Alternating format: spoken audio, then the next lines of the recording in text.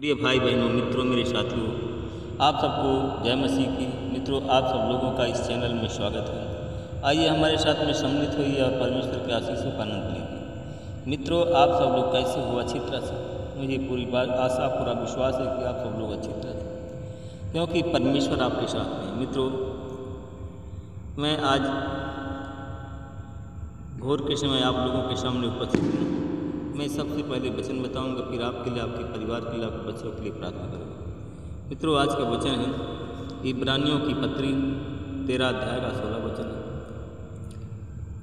मित्रों, आप लोग परोपकार करते रहें। परमेश्वर ऐसे ही बलिदान परमेश्वर को प्रिय है। मित्रों, आप लोग जैसे वचन के अनुसार, मित्रों, वचन के अनुसार हम देखते हैं कि इब्रानियों की पत्री 13 अध्याय का 16 वचन में लिखा है, परोपकार आप लोग एक दूसरे के साथ परोपकार करते रहें। परोपकार की बलि परमेश्वर को प्रिय है।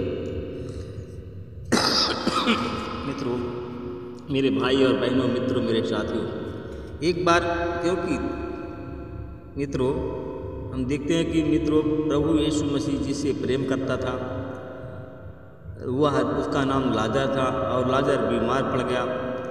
और जब लाजर बीमार पड़ गया तो यीशु को आने में देर हो गई। लाजर मर गया और उसको दफनाए हुए लगभग 4 दिन बीत गए थे।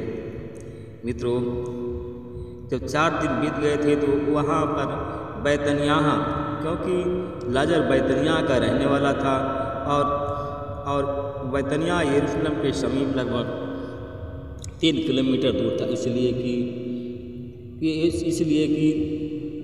वहाँ पहुँच नहीं सके। और लाजर मरियम और मार्था उनका भाई था।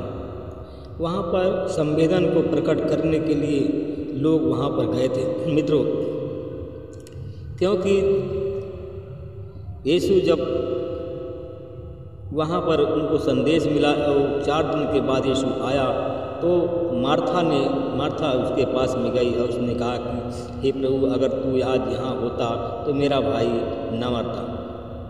मित्रों,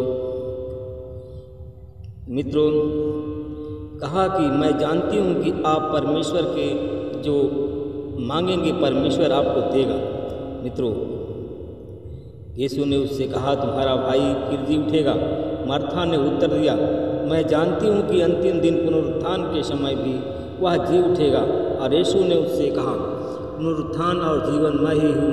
जो मुझ में विश्वास करता है वह मरने पर भी जीवित रहेगा, और जो जीवित है वह मुझ में विश्वास करता है वह कभी नहीं मरेगा।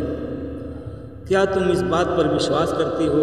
उसने उत्तर दिया कि हाँ प्रभु, मैं विश्वास करती हूँ कि आप मसीह हैं, परमेश्वर के पुत्र हैं, जो संसार में आने वाले थे। वो लोग वह यह कहकर चली गई, और अपनी बहन मरियम को बुला करके उसने चुपके से उससे कहा, गुरुवर यहाँ हैं और तुम उनको बुला रहे। वह यह सुनते ही वह उठ खड़ी हुई और यीशु से मिलने गई। यीशु अब तक गांव नहीं पहुँचे थे। वह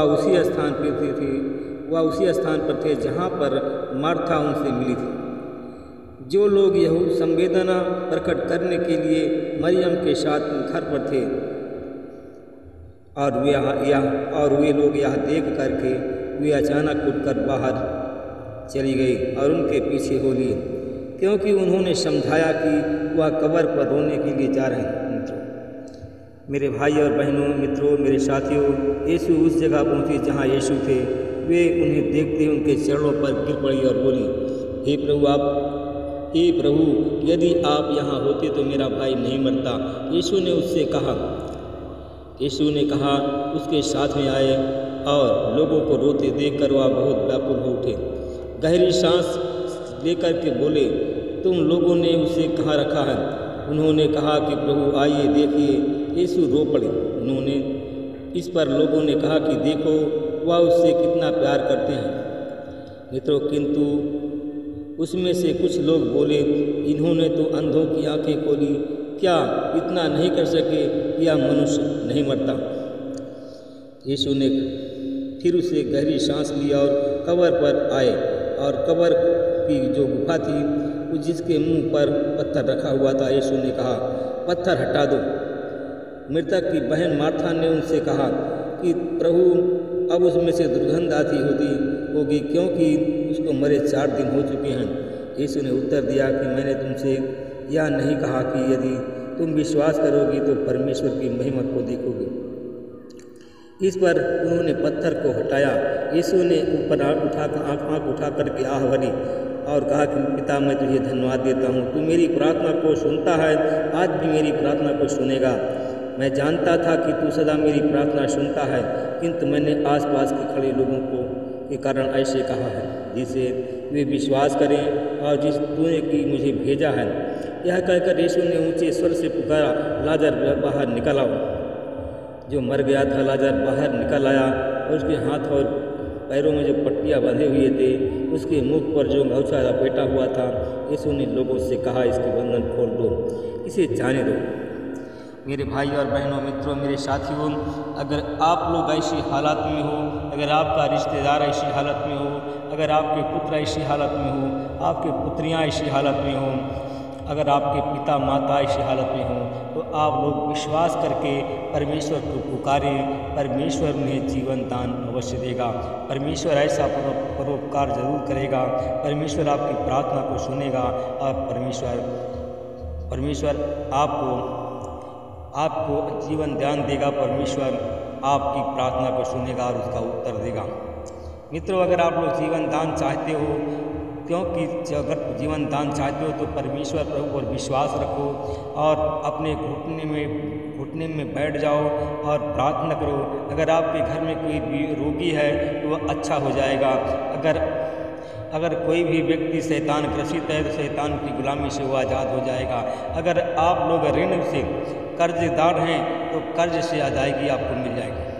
अनुग्रहकारी दयालु पिता परमेश्वर प्रभु यीशु मसीह में आपका धन्यवाद करता हूँ, आपके चरणों में फिर आता हूँ। परमेश्वर पिता, आपने पूरे दिन भर हमको सुरक्षित रखा, हमारे पत्नी बच्चों को सुरक्षित रखा, पूरे चैनल परिवार को सुरक्षित रखा। हम आपका धन्यवाद करते हैं। प्रभु जी, मैं उन भाई और बहनों के लिए प्रार्थना करता हूँ जो लोग असंतुष्ट हैं, जो कि जिनके घर में आज ऐसे हालात में लोग हैं, आज बीमार हैं, जो कि मरने वाले हैं, मरने के कगार पर हैं, मैं उनके जीवन में प्रभु आपकी आशीष बोलता हूँ। अगर वो मरे हुए हैं तो यीशु मसीह के नाम से लोग जिंदा हो जाएं। अगर रोगी आईसीयू में हैं तो यीशु मसीह के नाम से आईसीयू से बाहर निकल जाएं। परमेश्वर पिता, मैं धन्यवाद करता हूँ। मैं उन भाई और बहनों की प्रार्थना करता हूँ जिनका ऑक्सीजन लगा हुआ है, वो उनकी हालात खराब हैं, वो मरने के कगार पर हैं, तो यीशु मसीह के नाम को मैं जीवन दान देता हूँ और उन पर आपकी आशीष बोलता हूँ। यीशु तेरे नाम से मैं प्रवेश करता हूँ। मैं धन्यवाद करता हूँ भाई और बहनों के लिए प्रार्थना करता हूँ। परमेश्वर पिता, कैसे लोग हैं मैं देखता हूँ, परमेश्वर पिता ऐसे लोग हैं जिनके घर में मैं देखता हूँ कि एक भाई है, जिनकी एक बेटी है। मैं ऐसे भाइयों को देखता हूँ जिनके घर में एक लड़का है और वो बीमार है, मरने के कगार पर। उस लड़के का नाम यश से आता है। ये ऐसे लोग बिहार, उत्तर प्रदेश और आंध्र प्रदेश में के रहने वाले हैं, जिनका नाम ए और टी से आता है। वैसे नाम के लोग आज बीमार हैं, उनकी हालत खराब है, वो मरने पर हैं। आज यीशु मसीह के नाम से उनके जीवन में, उनके शरीर में जीवन की सांस को फूंक देता हूँ और उनके जीवन में, उनके शरीर में जीवन की सांस को फूंकता हूँ और वो जीवित हो जाएं। अगर मुर्दे हैं तो यीशु मसीह के नाम से जीवित हो जाएं, मुर्दे हैं तो यीशु मसीह के नाम से जीवित हो जाएं। परमेश्वर पिता, मैं धन्यवाद करता हूँ कि आप हमारी प्रार्थना को सदैव सुनते हैं, उसको अस्वीकार नहीं करते, स्वीकार करते हैं, और जो हम मांगते हैं परमेश्वर आप देते हैं। आज उस भाई के परिवार में, जो हमारे भाई जो नाम के हैं, तो नाम को हमने बताया, इन नाम के भाइयों के घर में जो मरने वाले हैं यीशु मसीह के नाम से जिंदा होते हैं।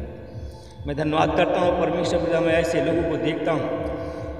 एक बहन है जो कि एक बहन को मैं देखता हूँ कि वो छत्तीसगढ़ की रहने वाली है और उसका लड़का अस्पताल में है। डॉक्टरों ने उसको मृत घोषित कर दिया है और वो लेकर के अस्पताल से घर जा रही है। और उस बहन का नाम उस बहन का नाम यश से आता है और वो बहन, उस बहन के घर में जो बहन का नाम यश आता है। मैं परमेश्वर पिता धन्यवाद करता हूँ। परमेश्वर पिता जीवन देने वाले हैं। आपने उसके बच्चे के शरीर में जीवन की श्वास को फूंक दिया है और उसका बेटा, मरा हुआ बेटा जीवित हो गया है। मैं धन्यवाद करता हूँ। इस प्रार्थना को मैं उद्धारकर्ता प्रभु यीशु मसीह के नाम से मांगता हूँ। परमेश्वर पिता जितने बीमार हैं यीशु मसीह के नाम से वो चंगे हो जाएं। जितने श्रापित हैं उनके श्राप धुल जाएं। मैं धन्यवाद करता हूँ भाई और बहनों के लिए प्रार्थना करता हूँ। जितने हमारे भाई बहन चैनल में जुड़े हैं, जितने लोग प्रार्थना सुन और देख रहे हैं, परमेश्वर पिता अगर उनके पास कोई संतान नहीं है तो संतान की आशीष बोलता हूँ। नौकरी नहीं है, नौकरी सरकारी नौकरी और जॉब की भी आशीष बोलता हूँ। इस प्रार्थना को उद्धार करता यीशु के नाम मांगता हूँ, आमीन। मित्रों, अगर आप लोगों ने हमारे चैनल को सब्सक्राइब नहीं किया, सब्सक्राइब करें, लाइक करें और शेयर करें।